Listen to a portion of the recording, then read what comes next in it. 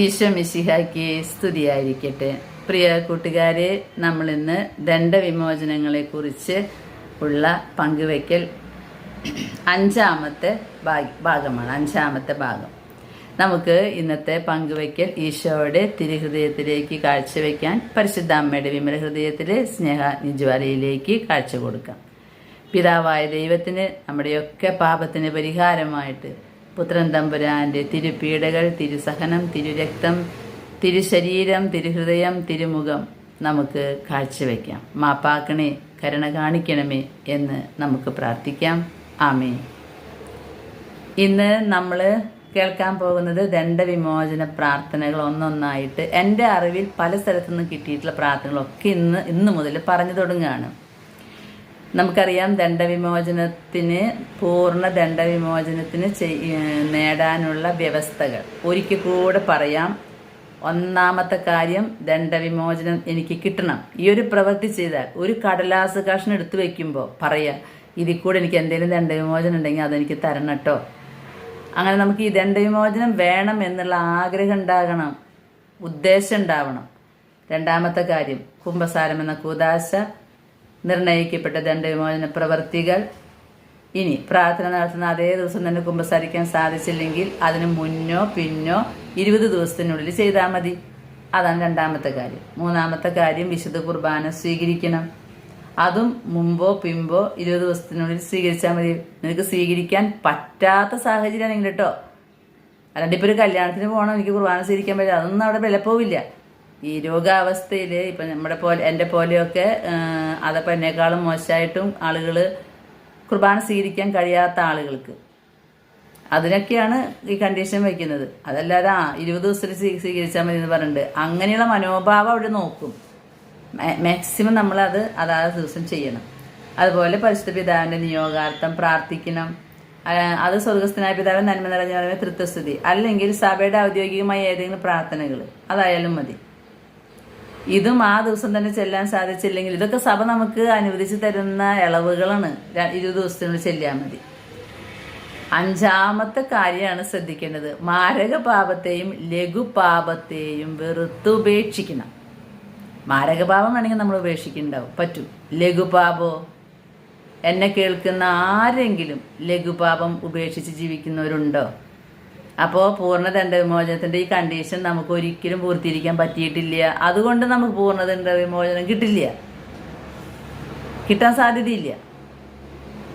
ഇനി ലോകത്തിൻ്റെ ഏതെങ്കിലും കോണിൽ ഒരിക്കലും ലഘുഭാവം ചെയ്യാത്ത ഏതെങ്കിലും പുണ്യാത്മാവുണ്ടെങ്കിൽ ഞാൻ ഈ പറഞ്ഞത് പിൻവലിക്കും, മാപ്പാക്കണേ. അറിവില്ലായ്മ കൊണ്ടാണ്. അങ്ങനെ ഒരാൾ ജീവിച്ചിരിക്കുന്നുണ്ടെന്ന് എനിക്ക് അറിഞ്ഞുകൂടാ. അങ്ങനെ ഒരാളുണ്ടെങ്കിൽ പൂർണ്ണ ദണ്ഡവിമോചനം ആ ആൾക്ക് കിട്ടും. ഇനി എൻ്റെ കാര്യം എടുക്കാം. മഞ്ചപ്പെട്ടിയിൽ വെക്കുന്നത് വരെ എനിക്ക് പൂർണ്ണ ദണ്ഡവിമോചനം കിട്ടാൻ സാധ്യതയില്ല. കാരണം ഞാൻ ഈ ശരീരം ധരിച്ച് നിൽക്കുന്ന കാലം എപ്പോഴെങ്കിലുമൊക്കെ ദേഷ്യപ്പെടും. അതാണ് ഇവിടെ ഏറ്റവും വലിയ പാപം വരുന്നത്. തെറ്റ് കണ്ടു കഴിഞ്ഞാൽ അപ്പം പ്രതികരിക്കും. ഇനി നമ്മുടെ വാക്കുകൾ, പ്രവൃത്തികൾ മറ്റുള്ളവർക്ക് എത്ര വേദന ഉണ്ടാക്കണമെന്ന് ചിന്തിക്കാറില്ല.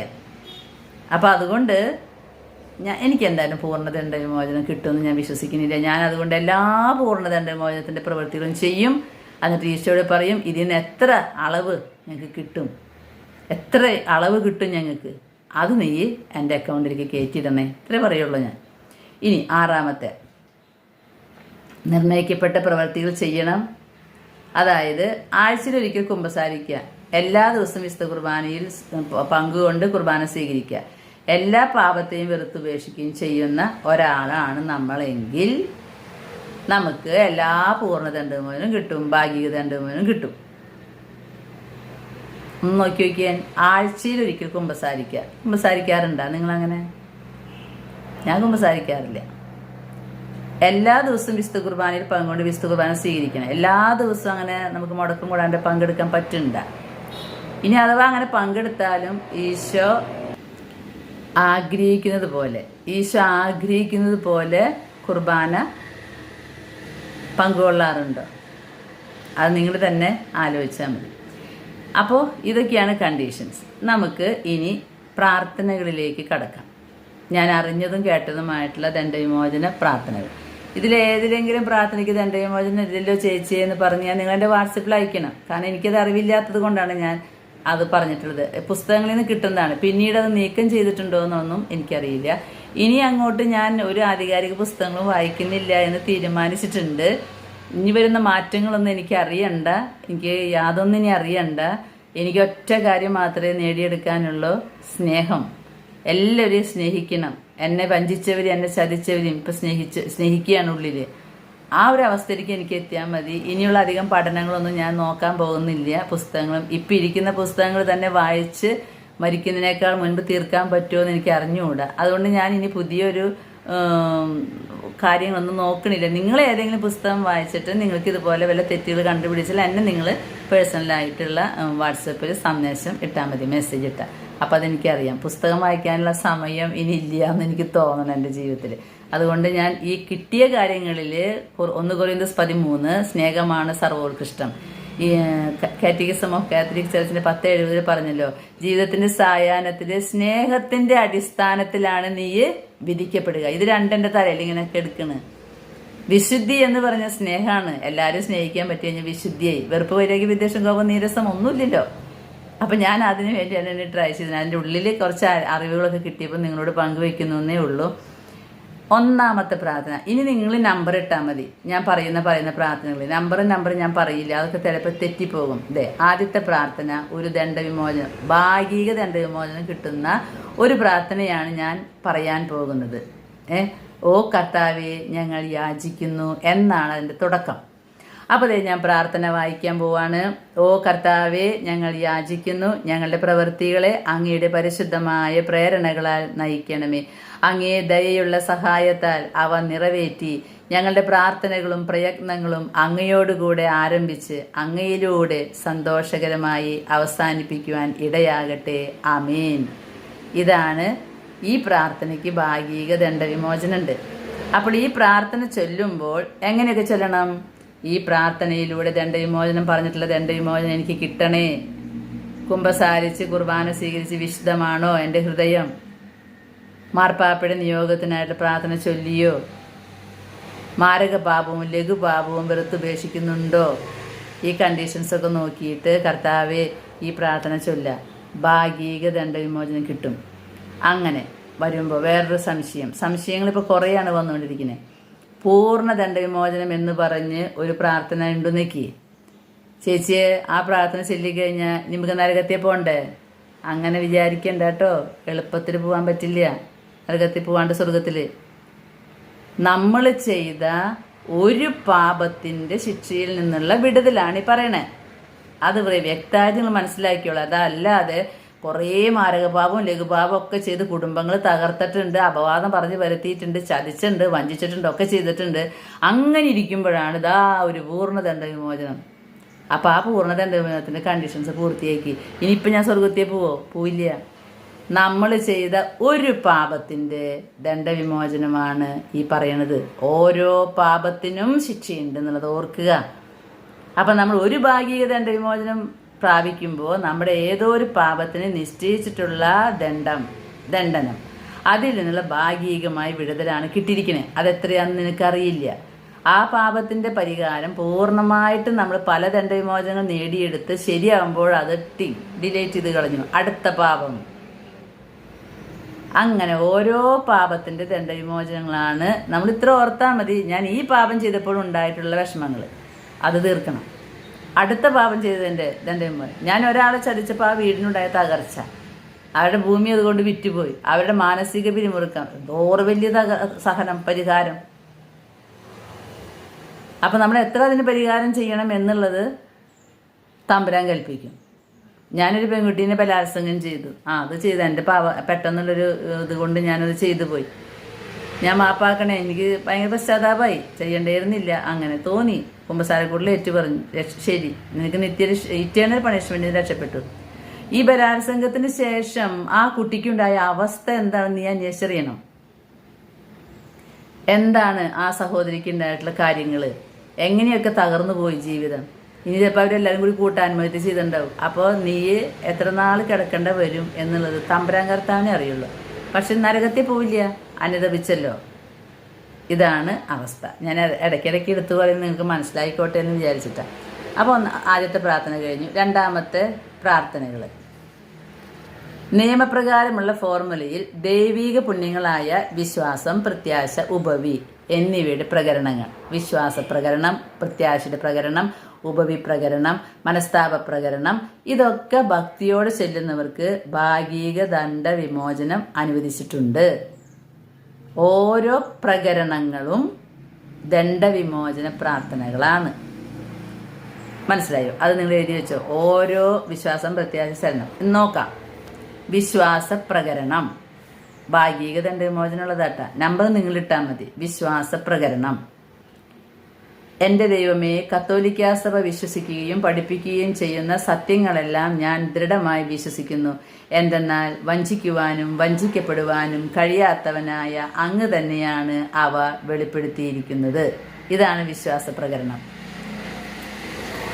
അപ്പോൾ ഈ പ്രാർത്ഥന ചൊല്ലുമ്പോൾ, ഞാനിപ്പോൾ ഈ പ്രാർത്ഥന ചൊല്ലിയില്ലേ, ഞാൻ മനസ്സോട്ട് പറഞ്ഞു, കർത്താവ് ഇതുകൊണ്ടുള്ള ദണ്ഡവിമോചനം എനിക്ക് തരണേ.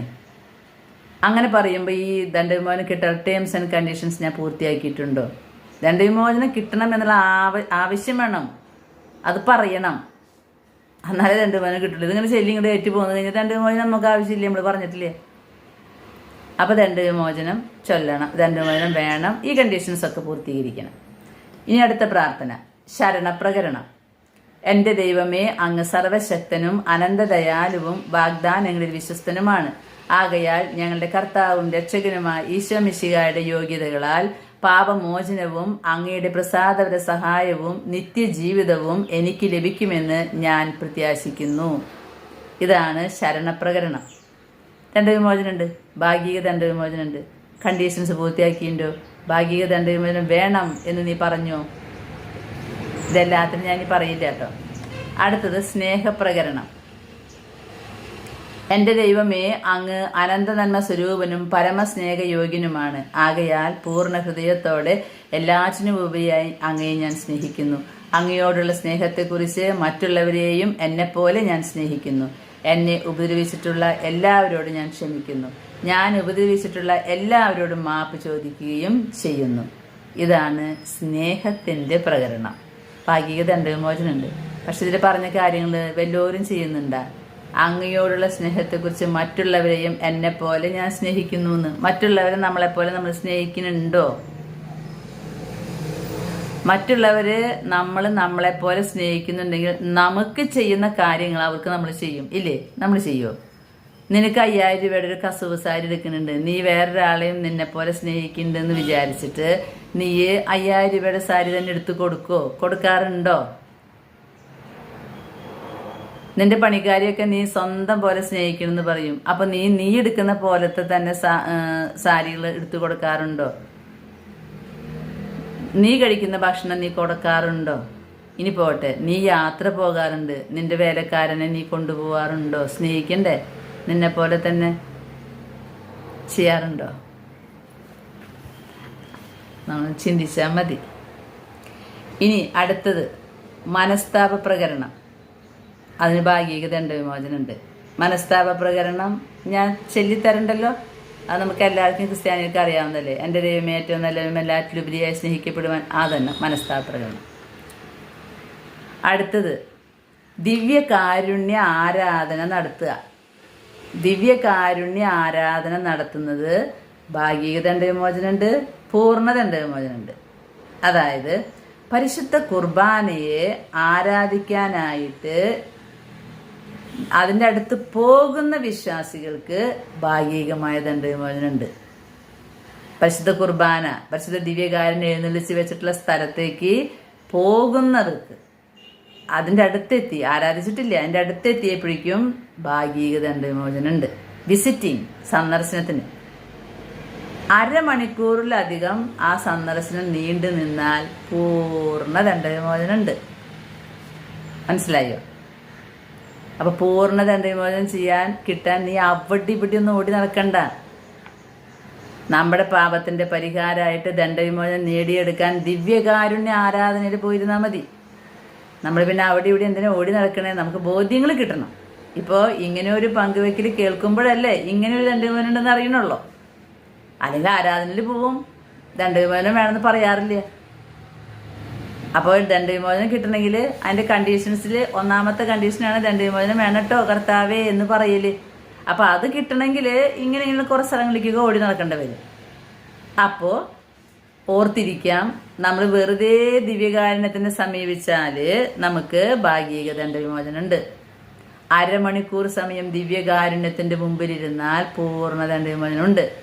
പ്ലസ് ചെയ്യേണ്ട കാര്യങ്ങൾ ചെയ്യണം.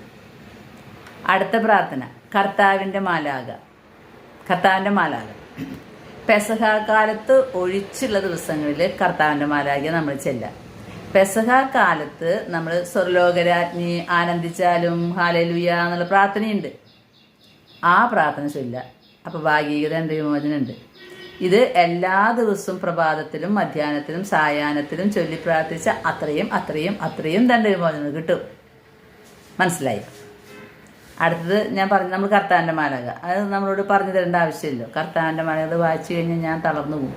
പിന്നെ സ്വർലോകരാജ്ഞി ആനന്ദിച്ചാലും അതും നിങ്ങൾക്ക് കിട്ടും. ഉയർപ്പ് കാലത്ത് ചെല്ലേണ്ടത് സ്വർലോകരാജ്ഞി ആനന്ദിച്ചാലും ഹാലേലുയ, എന്തെന്നാൽ ഭാഗ്യവതിയായ അങ്ങയുടെ തിരുവുദരത്തെ അവതരിച്ചയാൾ ഹാലേലുയ, അരുളി ചെയ്തതുപോലെ ഉയർത്തെഴുന്നേറ്റു ഹാലേലുയ, ഞങ്ങൾക്ക് വേണ്ടി സർവേശ്വരനോട് പ്രാർത്ഥിക്കണമേ ഹാലേലുയ, കനികാമറിയമേ ആമോദിച്ച് ആനന്ദിച്ചാലും ഹാലേലുയ, എന്തെന്നാൽ കർത്താവ് സത്യമായി ഉയർത്തെഴുന്നേറ്റു ഹാലേലുയ. പ്രാർത്ഥിക്കാം. സർവേശ്വര, അങ്ങയുടെ പുത്രനും ഞങ്ങളുടെ കർത്താവുമായി ഈശോ മിശിഹായുടെ ഉത്ഥാനത്താൽ ലോകത്തെ ആനന്ദിപ്പിക്കുവാൻ അങ്ങ് തിരുമനസ്സായല്ലോ. അവിടുത്തെ മാതാവായ കന്യകാമറിയം മുഖേന ഞങ്ങൾ നിത്യാനന്ദം പ്രാപിക്കുവാൻ അനുഗ്രഹം നൽകണമേ എന്ന് അങ്ങയോട് ഞങ്ങൾ അപേക്ഷിക്കുന്നു. ആമേൻ. ഇതാണ് സ്വർലോകരാജ്ഞി ആനന്ദിച്ചാലും. ഇത് വായിക്കണ്ടല്ലോ എന്ന് പറഞ്ഞു നിൽക്കുമ്പോൾ ഈശോയുടെ സ്വരം ഞാൻ കേൾക്കുകയാണ്, ഇത് നീ വായിച്ചു കൊടുക്ക്. അതുകൊണ്ടാണ് ഞാൻ വായിച്ചു കൊടുത്തത്. ആർക്കും അതറിയില്ല എന്ന് തോന്നുന്നുണ്ട്. അപ്പോൾ ഇത്രയും പ്രാർത്ഥനകൾ ഞാൻ ഇന്ന് പറഞ്ഞു തന്നിട്ടുണ്ട്. ഇനി അടുത്ത ദിവസം പറയാം. എൻ്റെ ശരീരത്തിൻ്റെ സ്റ്റാമിനയൊക്കെ പോയി തുടങ്ങി. നിങ്ങൾ ഈ കാണുന്ന ഫ്രഷ്നെസ്സൊന്നും ഇവിടെ വരുമ്പോൾ കാണാൻ പറ്റില്ല. പെട്ടെന്നായിരിക്കും എൻ്റെ കാര്യങ്ങളൊക്കെ തകിടം മറിയാം. പ്രിയ സഹോദരങ്ങളെ, ഈ ദിവസങ്ങളിൽ എനിക്കുണ്ടായ ഒരു അനുഭവമാണ്. നമ്മൾ പറഞ്ഞല്ലോ, പരിശുദ്ധ ദിവ്യകാരുണ്യത്തിൻ്റെ മുമ്പിൽ വെറുതെ സന്ദർശിച്ചാൽ ഭാഗിക ദണ്ഡവിമോചനമുണ്ട്. ഞാൻ എൻ്റെ ഇടവകപ്പള്ളിയിൽ ഗ്രോട്ടോയിലും മറ്റും പൂ വയ്ക്കാനായിട്ട് ഈ ദിവസങ്ങളിൽ പോകുമ്പോൾ ഞാനാണെങ്കിൽ കുറച്ച് ഇങ്ങനെ ഗ്രീഡിയാണ് ഈ ദണ്ഡവിമോചനത്തിൻ്റെ കാര്യത്തിൽ. അപ്പം ഞാൻ എന്ത് പ്രവർത്തിച്ച് തരം ഇതിൻ്റെ ദണ്ഡവിമോചനം തരണട്ടാ, ഇതിൻ്റെ ദണ്ഡവിമോചനം അക്കൗണ്ടിൽ നിന്ന് പാപത്തിൻ്റെ പരിഹാരം കുറയ്ക്കണട്ടാ, ഇങ്ങനെ ശല്യം ചെയ്ത് പ്രാർത്ഥിച്ചുകൊണ്ടിരിക്കും ഈശോയോട്. എന്നെ കാണുമ്പോഴേ ഈശോയ്ക്കും മാതാവിനും പേടിയാണ്. കാരണം എപ്പോഴും ഇങ്ങനെ യാചിച്ചുകൊണ്ടിരിക്കും, അത് തരണം ഇത് തരണം അത് തരണം ഒക്കെ തരുന്നത് ദണ്ഡവിമോചനങ്ങൾ. അപ്പോൾ പൂവയ്ക്കൽ സിമിത്തേരിലൊക്കെ കഴിഞ്ഞ് ഞാനിങ്ങനെ വരുമ്പോൾ വന്ന് വണ്ടിയുമ്മ കയറാമെന്ന് വെച്ചിരിക്കുന്ന സമയത്ത് ഈശോ എന്നോട് പറഞ്ഞു, നീ എന്നെ കാണാതെ പോവാണല്ലേ എന്ന്. ഞാൻ ഫ്രാൻസിസിനോട് പറഞ്ഞു, അയ്യോ ഈശോനെ കാണാതെ പോകണില്ലേ എന്നാ ചോദിക്കണേന്ന് പറഞ്ഞു. ഉടനടി ഇറങ്ങി. എൻ്റെ ഇടവക പള്ളിയിൽ സക്രാരിയുടെ ഉള്ളിൽ എന്നെ തന്നെ ഒളിഞ്ഞു നോക്കുന്ന ഒരു ഈശോയുണ്ട് എന്ന് ഞാൻ ആ നിമിഷം മറന്നുപോയി. ഞാൻ സിമിത്തേരിയിലുള്ളവർക്ക് പൂവയ്ക്കാനും ഗ്രോട്ടോയിൽ പൂവയ്ക്കാനും കഴിഞ്ഞപ്പോൾ ചങ്കായിട്ട് നമ്മുടെ ഇടവകയുടെ കേന്ദ്ര ബിന്ദുവായിട്ട് നമ്മളെ മുഴുവൻ നോക്കിക്കൊണ്ടിരിക്കുന്ന നമ്മുടെ ചങ്ക് കർത്താവ്, നമുക്ക് വേണ്ടി ചങ്ക് പിളർന്നവൻ, ആ സക്രാരിയിലിരുന്നിട്ട് നോക്കി വിഷമിക്കുക. എല്ലാ പണിയും കഴിഞ്ഞ് പോണോക്കിയാൻ ആ ദേവാലയത്തിലൊന്ന് കയറിയിട്ട് പരിശുദ്ധ പരമദിവ്യകാരുണ്യത്തിന് നേരവും സ്തുതിയും ആരാധനയും പുകഴ്ചയുണ്ടാവട്ടെ എന്ന് പറയാൻ എനിക്കപ്പോൾ തോന്നിയില്ലല്ലോ. അതിന് ഞാൻ ഈശോ എന്നോട് സംസാരിക്കേണ്ടി വന്നു. സോറി കർത്താവേ എന്ന് പറഞ്ഞ് ചാടിക്കേറി ഞാൻ ആ ദേവാലയത്തിൻ്റെ ഉള്ളിൽ, എൻ്റെ ഇടവകപ്പള്ളി ദേവാലയത്തിൻ്റെ ഉള്ളിൽ. പ്രിയ സഹോദരങ്ങളെ, അവിടെ ഇവിടെയുള്ള ഇടവകപ്പള്ളിയിലെ സക്രാരിയിലിരുന്നല്ല നിങ്ങളെ ദൈവം നോക്കുന്നത്. നിങ്ങളുടെ ഇടവകയുടെ സക്രാരിയുടെ ഉള്ളിലിരുന്ന് നിങ്ങൾക്ക് വേണ്ടി നമുക്ക് വേണ്ടി പരിഹാര ബലിയായ ഈശോ ഇരുന്ന് നോക്കുന്നുണ്ട്. ആ ഇടവകയുടെ അതിർത്തി വരെയുള്ള കുടുംബങ്ങളിലെ കാര്യങ്ങൾ. അതുകൊണ്ടാണ് ഇടവകയുടെ പ്രാർത്ഥനയോട് ഏറ്റവും കൂടുതൽ പ്രതിബദ്ധത കാണിക്കണമെന്ന് പറയണേ. നിങ്ങൾ അവിടെ ഇവിടെ ഓടി നടക്കരുത്. നമ്മുടെ ഇടവകയിൽ, നമ്മളെ ഏത് ഇടവകയിലേക്കാണോ ഇപ്പൊ കൊണ്ടുവന്നിരിക്കുന്നത്, ആ ഇടവകയിലെ സക്രാരിയിൽ നിന്നാണ് നമ്മുടെ ഈശോ ഒളിഞ്ഞു നോക്കുന്നത്. ഞാൻ ഈശോയോട് പറഞ്ഞു, മാപ്പാക്കണം കർത്താവേ, ക്ഷീണം കൊണ്ടാ ഞാൻ അവിടെ ചെന്ന് പരിശുദ്ധ പരമ ദിവ്യ കാരുണ്യത്തിന് എന്നേരും ആരാധന സ്തുതിയും പുകഴ്ചയുണ്ടായിരിക്കട്ടെ. ഈശോയെ ആരാധന, ഇതിൻ്റെ ദണ്ഡവിമോചനം തരണേട്ട. അത് പറയാൻ ഞാൻ ഒരിക്കലും മറക്കാറില്ല. അപ്പോൾ ഈശോ ഒരു ചിരി ചിരിച്ചു. ഞാൻ ഈശോനെ അങ്ങനെ അധികം ചിരിച്ചിട്ട് കണ്ടിട്ടില്ല. ഞാൻ പറഞ്ഞു, ഞങ്ങൾ ഭയങ്കര ആർത്തികളാണ്, ദണ്ഡവിമോചനം കൂട്ടി കൂട്ടി വെക്കട്ടെ കർത്താവേ, നീ അടുത്തല്ലേ വരുന്നത്. അപ്പോൾ വിധിയുടെ സമയത്ത് ഈ പാപത്തിൻ്റെ തട്ടിങ്ങനെ താഴ്ന്നു കിടക്കുകയും പരിഹാരത്തിൻ്റെ തട്ടിങ്ങനെ ഉയർന്നു കിടക്കുകയും ചെയ്യുമ്പോൾ ഞാൻ ശരിക്കും ഈ നരകത്തിൻ്റെ അടുത്തുള്ള ശുദ്ധീകരണ സ്ഥലത്തേക്ക് പോവുക. അവിടെ നരകതുല്യ, എന്നാൽ ശുദ്ധീകരണ സ്ഥലം. ഈ നരകത്തിൻ്റെ എല്ലാ പ്രശ്നങ്ങളും അവിടെയുണ്ട്, പക്ഷെ ശുദ്ധീകരണ സ്ഥലം. അപ്പം ഞാൻ അവിടെ കിടക്കണ്ടേ. പിന്നെ ഞാൻ ഓപ്പറേഷൻ കഴിഞ്ഞിട്ട് വരുമ്പോൾ ഞാൻ കണ്ട ശുദ്ധീകരണ സ്ഥലം ഒറ്റപ്പെട്ട് ഡ്രൈ ആയിരിക്കുന്ന മതിൽ, വലിയ മതിൽ, ഏക്കർ കണക്കുള്ള ഭൂമിയിൽ ഞാൻ ഒറ്റയ്ക്ക് ഇരിക്കണ്ടേ. ദൈവമേ, അതിൽ നിന്ന് എന്നെ മോചിപ്പിക്കാൻ ദണ്ഡവിമോചനം അക്കൗണ്ടിൽ ചേർക്കണേ. നമുക്ക് നമ്മുടെ പള്ളിയിലെ സക്രാരിലിരിക്കുന്ന ഈശോ ഇടയ്ക്കിടയ്ക്ക് പോയി കാണാം. ഈശോ പറയും, കുർബാന കഴിഞ്ഞു, ഇത്ര നേരമായി ആരും വന്നില്ല മോളെ എൻ്റെ അടുത്തേക്ക്. വേണമെങ്കിൽ പോവാം അടുത്തുള്ളവർക്കൊക്കെ, അല്ലേ? ഈശോനെ ഒന്ന് നോക്കിയിട്ട് ഞങ്ങളിവിടെ ഉണ്ട് കേട്ടോ, ഓർമ്മയുണ്ട് കേട്ടോ ഈശോയെ, എനിക്ക് പോകാൻ ബുദ്ധിമുട്ടാണ്, 3 കിലോമീറ്ററോളം പോകണം സക്രാരിയിലിരിക്കുന്ന ഈശോനെ കാണുമെങ്കിൽ. ഞാനപ്പോൾ ഓരോ നിമിഷം വീട്ടിൽ നിന്ന് പറയും, എൻ്റെ സക്രാരിയിൽ, ഞങ്ങളുടെ ഇടവക പള്ളിയിൽ സക്രാരിയിലിരിക്കുന്ന ദിവ്യകാരുണ്യ ഈശോയെ, ഞാനിവിടെ നിന്ന് നിന്നെ ഓർക്കുന്നുണ്ട് കേട്ടോ. നമുക്ക് അങ്ങനെ ദണ്ഡവിമോചനം പ്രാപിച്ചെടുക്കാം. ഇനി മുതൽ നമ്മുടെ ജീവിതം ദണ്ഡവിമോചനങ്ങൾ കൂട്ടി വയ്ക്കുവാനായിട്ടുള്ളതായി തീരട്ടെ. പാപത്തിന് പരിഹാരമാകട്ടെ. അങ്ങനെ ചെയ്യുമ്പോൾ നമുക്കും പാപത്തിൽ നിന്ന് വിടുതൽ കിട്ടും. ചെയ്യുന്ന പാപങ്ങൾക്കൊക്കെ അപ്പാപ്പ സൽകൃത്യങ്ങളും ദാനധർമ്മങ്ങളും പ്രായശ്ചിത്തം ചെയ്യണം. ഓർക്കണം, ഇതൊക്കെ നീ ചെയ്യുമ്പോൾ അങ്ങനെ മുഖം കയറ്റിപ്പിടിച്ച് സ്നേഹമില്ലാതെ ചിരിക്കാൻ പറ്റാതെ നീ ചെയ്യുകയാണെങ്കിൽ ഒറ്റ ദണ്ഡവിമോചനം കിട്ടില്ല. സ്നേഹം ഉണ്ടാവണം എല്ലാവരോടും. ആ സ്നേഹം മുഖത്ത് പ്രതിഫലിപ്പിക്കുകയും വേണം. അല്ലാതെ നിനക്ക് സ്നേഹം ഉണ്ടെന്ന് പറഞ്ഞിട്ട് എന്താ കാര്യം? ചില കുടുംബനാഥന്മാരൊക്കെ ഞാൻ വായിച്ച് കേട്ടിട്ടുണ്ട്, പിന്നെ യൂട്യൂബിലൊക്കെ കാണും. ഈ സ്നേഹം ഇങ്ങനെ ഒളിച്ചു വയ്ക്കാനുള്ളതല്ല. സ്നേഹം മനസ്സിലുണ്ടെങ്കിൽ അതുകൊണ്ട് പ്രകടിപ്പിക്കുക, അത് മറ്റുള്ളവർക്ക് ഗുണവും കിട്ടും. സന്തോഷം പങ്കുവയ്ക്കുമ്പോൾ ഇത് ഇരട്ടിപ്പിക്കുന്ന പറയുന്നത്. ദുഃഖം പങ്കുവെച്ചാൽ അത് നമുക്ക് ബുദ്ധിമുട്ടുകൾ കൂടുള്ളൂ, നമുക്ക് ആശ്വാസം കിട്ടും. സന്തോഷം നമ്മൾ പങ്കുവയ്ക്കണം. അപ്പോൾ സന്തോഷം ആണ്. നിന്നെ കാണുമ്പോൾ എനിക്ക് സന്തോഷം ഉണ്ടെന്ന് ഒരു മനുഷ്യന് തോന്നുക. ഒരാളെ കാണുമ്പോൾ ചിരിക്കുമ്പോഴാണ്. നമ്മളൊരാളെ കാണുമ്പോൾ ചിരിക്കില്ല എന്ന് നോക്കി, ആ ആളെന്താ വിചാരിക്കുക? ഓ, ഇയാൾക്ക് എന്നെ എന്താ അംഗീകരിക്കാൻ പറ്റാണ്ടെന്ന്. പക്ഷെ ഇയാൾ പറയും, എനിക്ക് ആളോട് സ്നേഹമാണ്, നമ്മുടെ കാര്യമില്ല. ആ സ്നേഹത്തിൻ്റെ ഒരു കാര്യം കാണുമ്പോൾ ചിരിക്കണം. നമ്മൾ എന്തെങ്കിലും ദണ്ഡവിമോചന പ്രവൃത്തികളോ ചാരിറ്റി പ്രവർത്തനങ്ങളോ ചെയ്യണമെങ്കിൽ ആദ്യം നിങ്ങളെ തന്നെ ശ്രദ്ധിക്കണം. ഞാൻ എല്ലാവരും കാണുമ്പോൾ ചിരിക്കുന്നുണ്ടോ? എനിക്ക് എല്ലാവരും കാണുമ്പോൾ ചിരിക്കാൻ പറ്റണ്ട. മനസ്സിലൊരു പിടുത്തല്ലേ ചിലവരെ കാണുമ്പോൾ. അപ്പോൾ അവർ തെറ്റൊന്നും ചെയ്യാണ്ടാണ് നീ ഇങ്ങനെ പിടുത്തുണ്ടെങ്കിൽ കർത്താവ് പറയുമ്പോൾ നിൻ്റെ ഈ പ്രവർത്തനം നല്ലതൊക്കെയാണ്, പക്ഷെ നിനക്ക് സ്നേഹമില്ലാത്തതുകൊണ്ട് എനിക്ക് അതിൻ്റെ കൃപ അങ്ങോട്ട് മൊത്തം തരാൻ പറ്റില്ല, ഇത്തിരി ബുദ്ധിമുട്ടാണ്.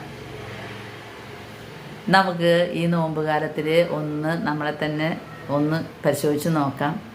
ഈ പരിശോധനയിൽ എല്ലാം വളരെ പെർഫെക്റ്റായിട്ട് പരിശോധിക്കാൻ ദൈവം നമ്മളെ അനുഗ്രഹിക്കട്ടെ. അടുത്ത പങ്കുവയ്ക്കലിൽ ഇനിയുള്ള പ്രാർത്ഥനകളൊക്കെ പറയാം. ഇനിയുള്ള പ്രാർത്ഥന മുഴുവനൊന്നും പറയാൻ പറ്റില്ല, കുറേശ്ശെ കുറേശ്ശായിട്ട് പറയാം.